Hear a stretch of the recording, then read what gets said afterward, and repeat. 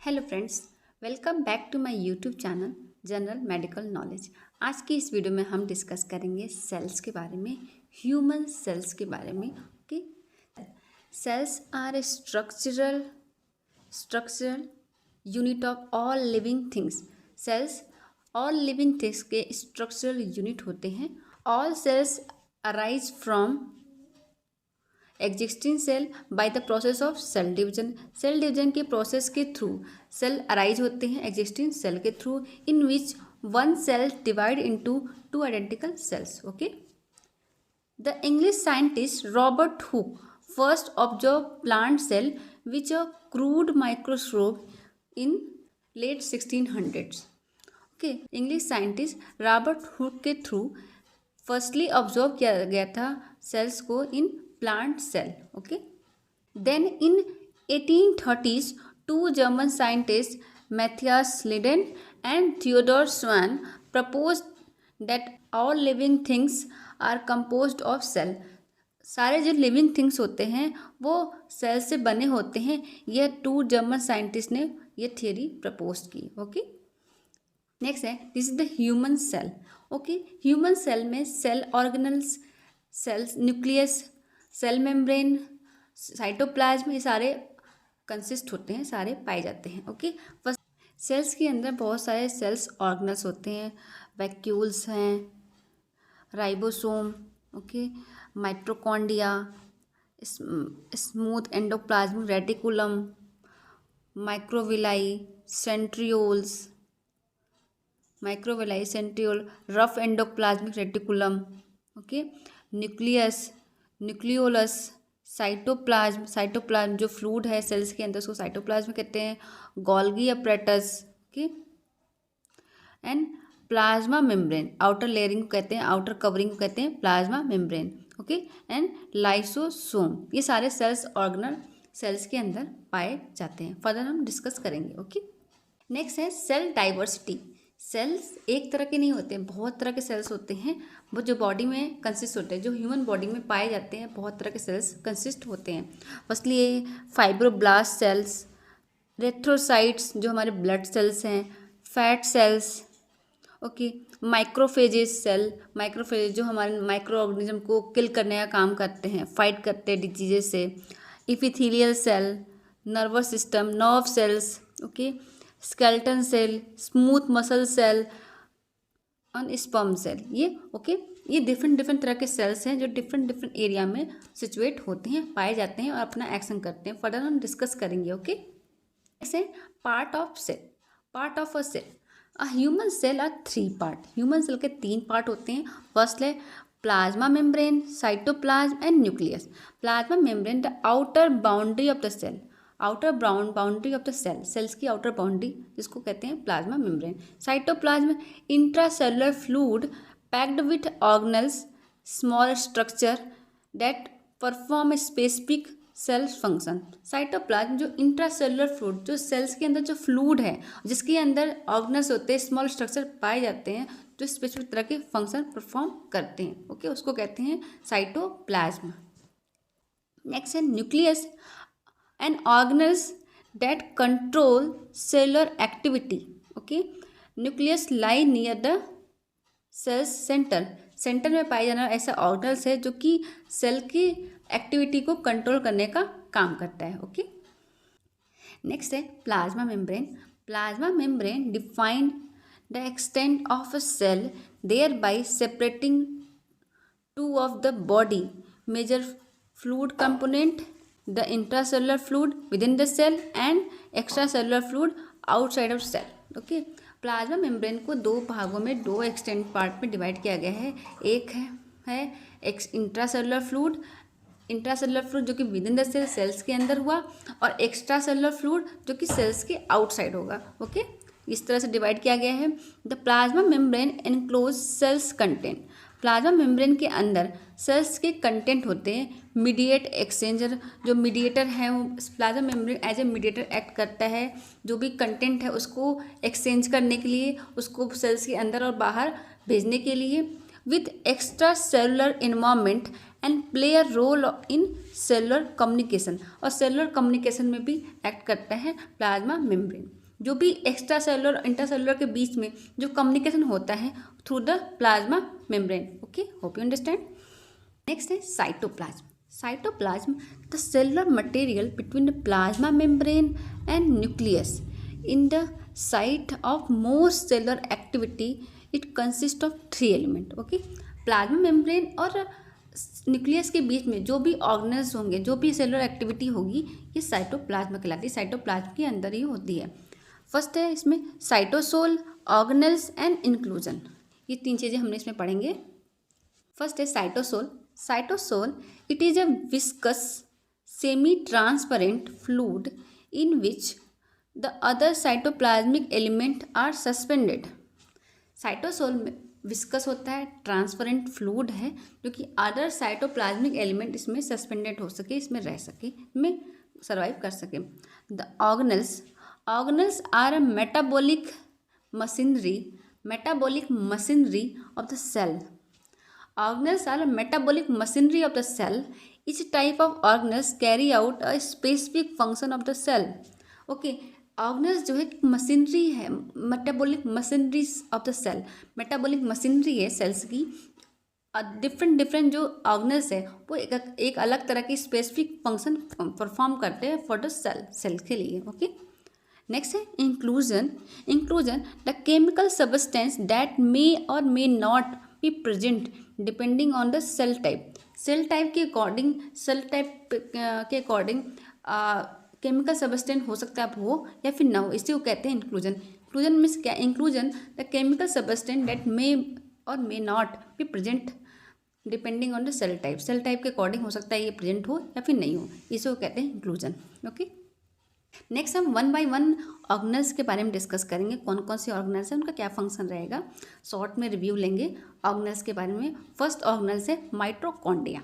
This is a mitochondria structure. Okay, the rod like double membrane structure, inner membrane are folded into projection called crista. Okay, जो mitochondria है double layer होता है, rod like structure होगा and double layer होगा, और inner membrane ऐसे fold like structure मिलते हैं, उसको कहते हैं क्रिस्टा, या उसको कहेंगे क्रिस्टी। ओके, उसको कहते हैं दिस कॉल्ड क्रिस्टी। जो फोल्ड लाइक स्ट्रक्चर है उसको कहेंगे cristae. Okay, site of ATP synthesis the power of cell. इसके अंदर माइटोकॉन्ड्रिया के अंदर साइट ऑफ एटीपी सिंथेसिस, यहाँ एटीपी का सिंथेसिस होता है, इसलिए इसको powerhouse of the cell, cells की रसोई घर भी कहते हैं, सेल्स का किचन भी कहते हैं, powerhouse of the cells भी कहते हैं। Okay, mitochondria the outer layer, okay, inner layer.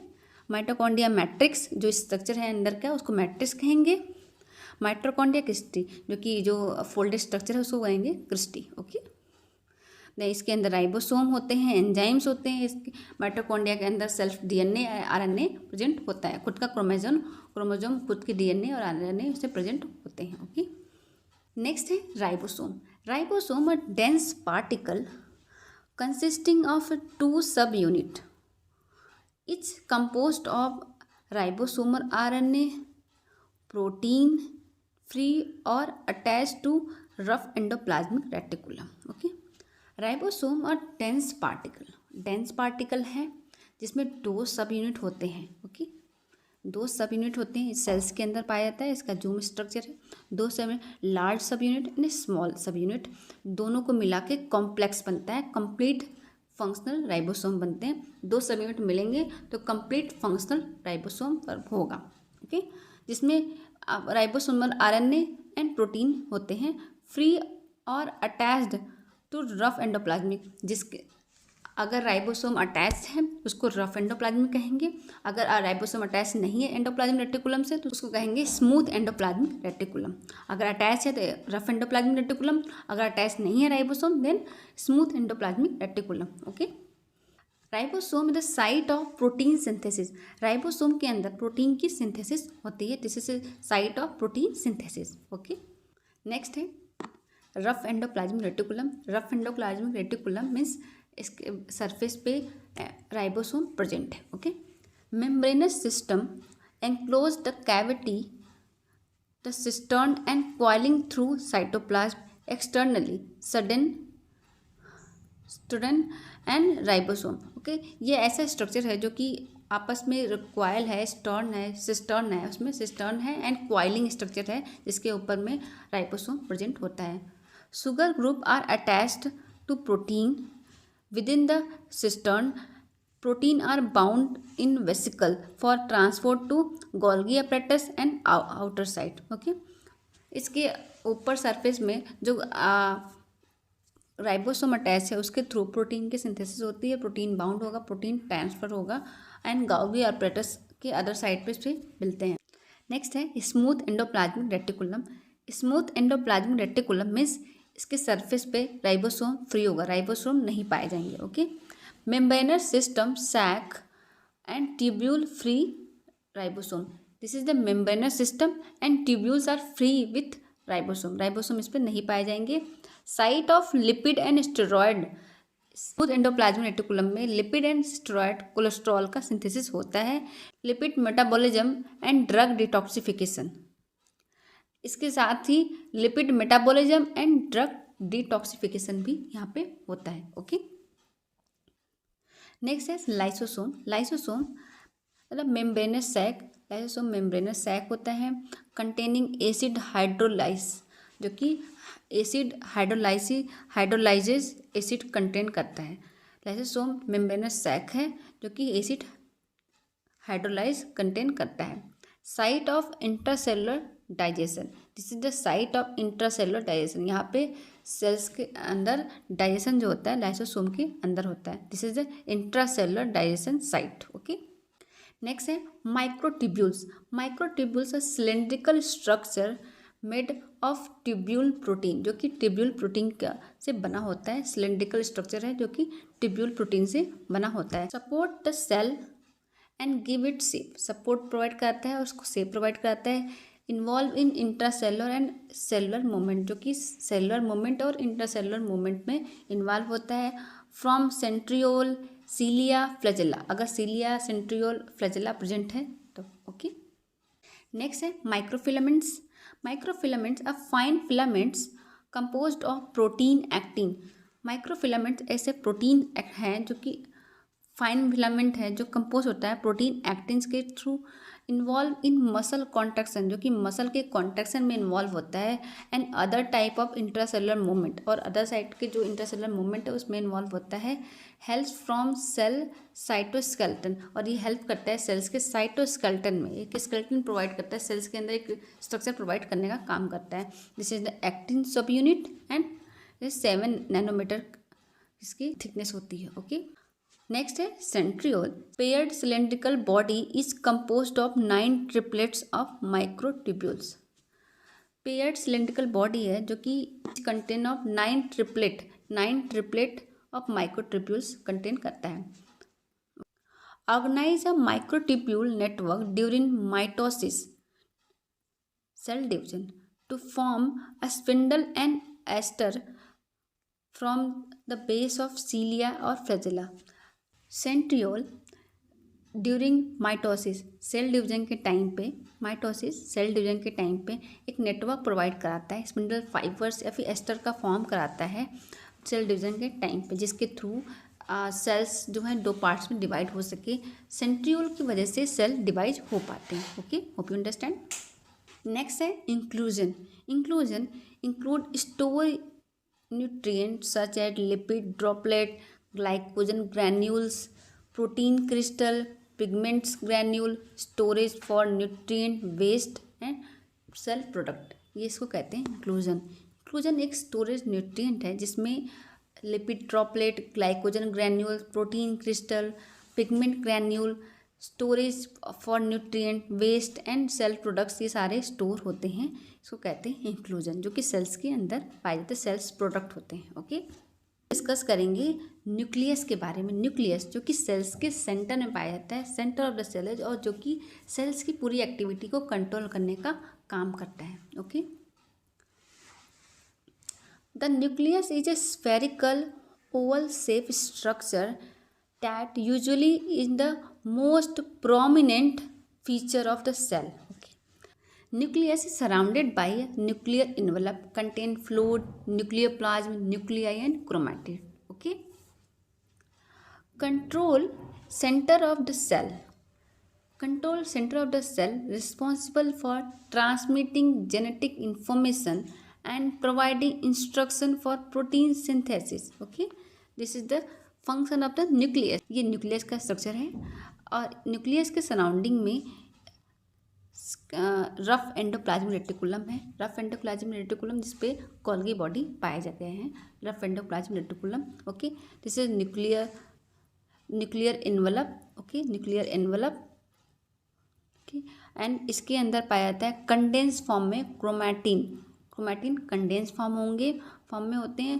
इसके सेंटर में पाया जाएगा न्यूक्लियोलस एंड न्यूक्लियर पोर्स. जो आपको देख रहे हैं स्ट्रक्चर, ये न्यूक्लियर पोर है एंड ये इस पूरे होल स्ट्रक्चर को कहते हैं न्यूक्लियस. ओके, नेक्स्ट है structure of nucleus. Nuclear envelope, nucleoplasm, chromatin and nucleolus. First है nuclear envelope. The nuclear envelope is a double layer membrane performed with a pore which control the flow of material going in and out of nucleus. Okay. Nuclear envelope में nuclear envelope जो कि double layer का होता है, उसके अंदर pores होते हैं और पोर्स जो कि इन न्यूक्लियस के इन एंड आउट जो भी स्ट्रक्चर है, जो भी इन एंड आउट चीज़ें हो रही हैं, ट्रांसपोर्टेशन हो रहा है, उसको मेंटेन करने का काम करता है nuclear pore. Outer layer is connected to endoplasmic reticulum. जैसा कि हमने स्ट्रक्चर में देखा, एंडोप्लाज्मिक रेटिकुलम से अटैच होता है, communicating with cytoplasm of cell and communicate करता है साइटोप्लाज्म और सेल्स के थ्रू.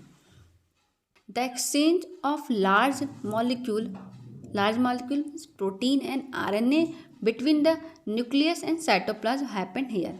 यहाँ पे एक्सचेंज होता है large molecule means protein and RNA between nucleus and cytoplasm के बीच में जो एक्सचेंजेस होते हैं वो भी यहाँ पे होते हैं, न्यूक्लियर इन्वेलप के थ्रू ही होता है. ओके, नेक्स्ट है nucleoplasm. Nucleoplasm a jelly like structure. Nucleoplasm a jelly like matrix with in the nucleus mostly made up of water. Jelly like matrix with in the nucleus को nucleoplasm कहते हैं. All the other material float inside. All the other material float inside. जो सारे materials है, chromatin हैं, nucleolus हैं और भी स्ट्रक्चर हैं, जो भी हैं सारे न्यूक्लियोप्लाज्म यहाँ पे फ्लोट करते रहते हैं. Helps nucleus keep its shape and serve as a medium for transportation of important molecule within the nucleus. और जो कि हेल्प्स करता है, एक मीडियम प्रोवाइड करता है न्यूक्लियस के अंदर जो भी इंपॉर्टेंट मटेरियल है उसको ट्रांसपोर्टेशन में, और जो भी शेप प्रोवाइड करना है न्यूक्लियस को, इसमें हेल्प करता है न्यूक्लियोप्लाज्म. ओके.